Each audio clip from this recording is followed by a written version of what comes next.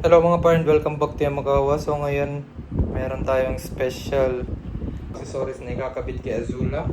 Ito yung mga accessories natin ngayon. Isa-isa natin. So first, itong One Design Power Sport accessories, tank pad for CBR 650R natin. Next, itong Domino Racing Grips A450 yung model niyan. Yan. So bagay-bagay siya sa kulay ng CBR natin. Next, itong Honda official licensed product. So legit na mga HRC sticker yan mga pre. Next, itong Honda official licensed product na cup. Yan. So solid yan. Hindi pa natin nagamit yan. Next, itong Honda official licensed product rin na belt bag. Okay? And next, itong frame sliders na Evotech kasama ang front axle slider at saka rear axle slider.